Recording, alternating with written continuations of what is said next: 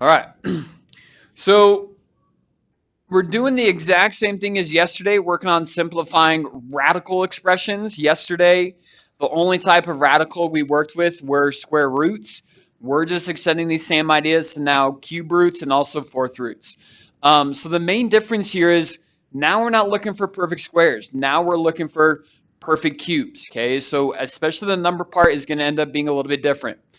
Um, Most of you are probably a little more familiar with perfect squares to where we know like 36 is a perfect square, 25, etc.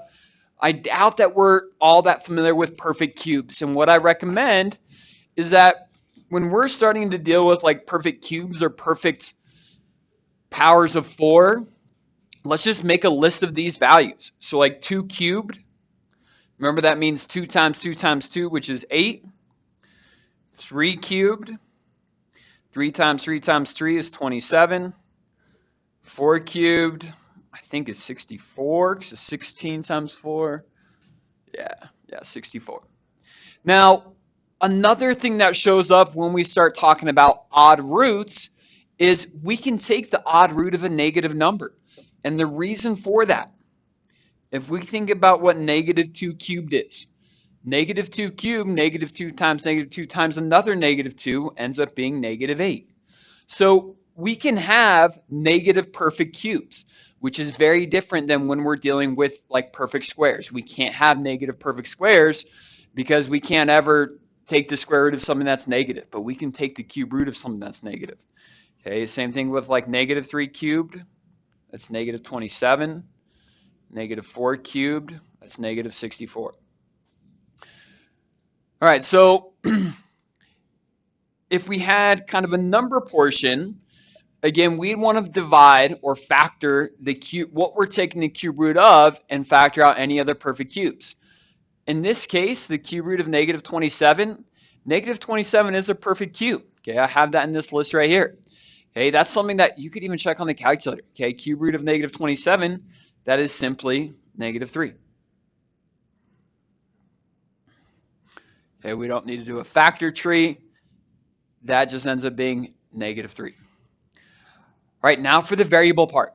And this is where understanding that any radical can be written as a fractional exponent becomes really handy. So when we see this x to the 6th, and we're taking the cube root of that, remember that this whole thing can be rewritten as x to the power of 6 to the power of 1/3. Whatever root we're taking, it's that ends up being the denominator of the fractional exponent. Then I can multiply these exponents, so I get x to the power of 6 divided by 3, which ends up being x squared. Now, yesterday, we had to have or consider, do we need absolute value brackets so that our expressions are equal? And if you remember back to the rule that we had, we said that if we took the nth root of a to the n, that equals just a if n is odd. And since we're dealing with odd roots here, we don't need absolute value brackets. Negative numbers are okay. Okay, and again, another way that you can kind of check that is just plug in a negative number and see if you're getting the same thing or not. And that's kind of what we talked about yesterday. So x squared does not need absolute value brackets. Again, that's going to end up being positive no matter what. And x to the 6th, that ends up being positive no matter what too, because those are both even. But it's this odd root here that allows us to not have to consider these absolute value brackets. All right, y to the 5th. Again, if I just take that right off the bat and rewrite it as y to the 5th to the power of 1/3, and I multiply those, that gives me y to the power of 5/3. Well, that doesn't divide out nicely. And so we need to essentially factor y to the 5th so we get a perfect cube out of it. So we want to factor it to where we are able to take whatever root we're taking is divisible by one of the factors. So in this case, we're going to factor y to the 5th, or rather for that matter, cube root of y to the 5th to be the cube root of y cubed times the cube root of y squared. Y cubed times y squared is y to the 5th. And the whole reason I chose the y cubed is because I can take the cube root of that. Again, the easiest way to see this might be writing it. So that's the power of 1/3. So that's y to the power of 3 divided by 3, which is just simply y. And then cube root of y squared. As soon as our exponent is less than the power or the root we're taking, there's nothing more that we can do to simplify that. So this whole term is y times the cube root of y squared.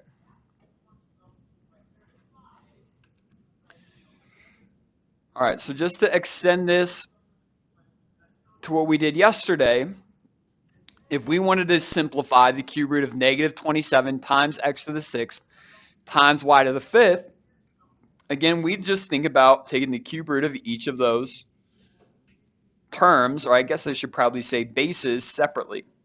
So cube root of negative 27 times the cube root of x to the 6th times the cube root of y to the 5th. Well, we just took care of all three of these things, or at least we found what each of them individually simplifies to, so we just need to piece this all together. We said that cube root of negative 27 was negative 3. Cube root of x to the 6th was x squared. And cube root of y to the 5th is y times the cube root of y squared. And combining all that together gives us negative 3 times x squared times y times the cube root of y squared. Again, no absolute values are needed because we're dealing with an odd root here. It's only even roots that we need to consider it.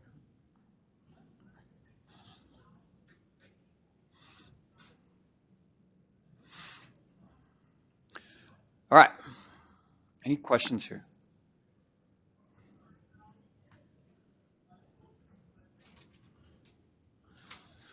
All right, I'm going to ask that you all try your best with number 6. And one thing that you might kind of run into that's a little bit different here is when we are trying to simplify the cube root of 72, that's not a perfect cube. So you are going to have to factor 72 so we get a perfect cube to factor out of that.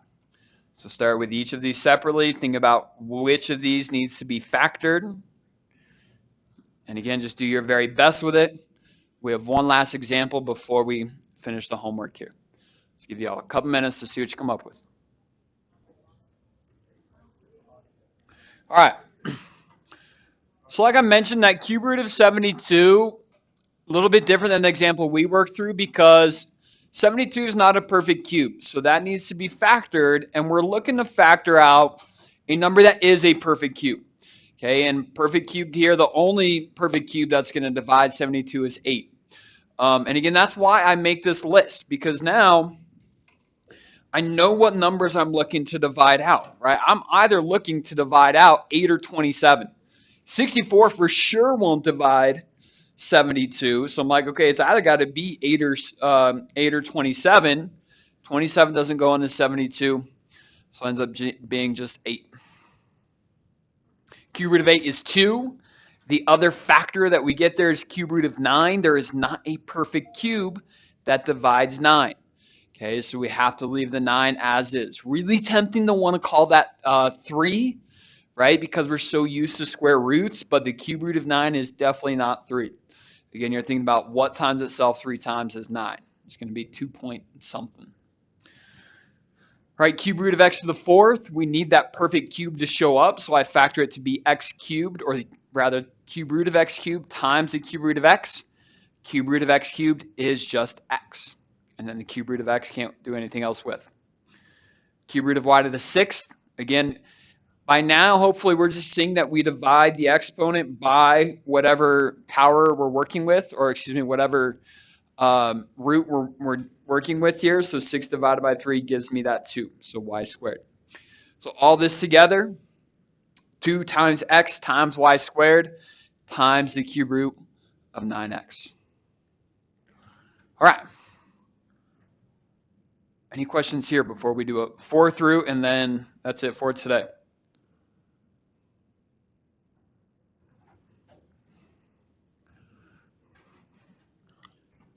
All right, well, let's do this 4th root.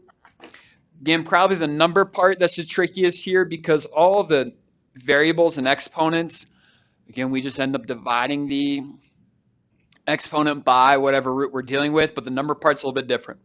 So just like all the other expressions we've simplified, we're going to think about taking the fourth root of each of these bases individually. So the fourth root of 162 times the fourth root of x to the 9th times the fourth root of y to the 12th. Let's focus on this fourth root of 162. I don't even have my fourth roots. I can list, maybe the one I could list off the top of my head is 2 to the power 4, which is 16. Okay, but I don't expect you all to have your perfect fours, or I don't know that there's a good name for all these perfect fourth roots here. So we got to do a little bit of thinking here. What I would always start with is just see if that number is a perfect root to begin with, meaning can I take the fourth root of 162? Now, a lot of you, hey, you've asked me this before, but where do we find like this fourth root or cube root button on the calculator? Usually it's hidden in that math folder. So if you press math, you should be able to find like an X root. Again, depending on your calculator, you might have to type this in a little bit differently. What works for every single calculator is just to change it into the fractional exponent. So if I take 162 to the power of 1/4, that's the same thing as me checking the fourth root of it. Okay, since I get a decimal, that tells me that this is not a perfect root. So I'm like, okay, I need to factor 162. I don't really know what factors I'm looking for because, again, I'm not familiar with those fourth roots. So what am I going to do? I'm going to make a list of what those fourth roots or perfect fourth roots are. So 2 to the power 4 is 16. Can I divide 162 by 16? Nope. So I'm like, okay, what about 3 to the power of 4? 3 to the power of 4 is 81. Oh, I think we're in business there. Right? 81 definitely divides 162. So I'm going to factor this so that I'm taking the fourth root of 81. And then that would leave me as the fourth root of 2. 81 times 2 gets me to that 162. Fourth root of 81 is 3. So fourth root of 162 is 3 times the fourth root of 2. All the variable parts, exact same ideas of what we've dealt with the square roots and cube roots. 9 is not divisible by 4, so I'm going to factor this x to the 9th. And I'm going to factor it, so I'm taking the fourth root of x to the 8th times the fourth root of x. Fourth root of x to the 8th is x squared. Now that we're dealing with even roots, we need to have absolute value brackets on our minds. Okay, and actually in this case, and like I mentioned yesterday, when we're dealing with these even roots, we're going to add those absolute value brackets just kind of always, even though they're not always necessary. Okay, so here I'm thinking about, okay, is this x squared, or am I going to get the same value as what I might get here? Well, with x to the 9th, we're going to get some negatives. We don't want any negatives, so negative x values won't work, period. This x squared gives us a positive no matter what. So actually the absolute value brackets aren't 100% necessary. But to keep it consistent, when we're dealing with those even roots, we'll throw those in there, okay, just to kind of cover our basis there. But they're not 100% necessary. All right, and last one, fourth root of y to the 12th. That is y cubed. That does divide out nicely. And in this case, the absolute value brackets 100% matter. Because y to the 12th will always be positive, no matter what we plug in for y cubed can be negative. So to make it sure that it stays positive, we use the absolute value brackets here. Okay, so again, when we're dealing with even roots, just have those absolute value brackets in the back of your mind. And we'll add them in even if they aren't 100% necessary. So the complete simplified expression here is 3. Then we have our absolute value terms, which are absolute value of x squared, y cubed. And then we have our fourth roots, which we have fourth root of x and the fourth root of 2. So we're multiplying that by the fourth root of 2x. The better way to write this would be 3x squared, absolute value of y cubed, and then 4th root of 2x. Because that x squared is positive no matter what. Taking the absolute value of it is just redundant. Okay. Well, any final questions with dealing with these 4th roots?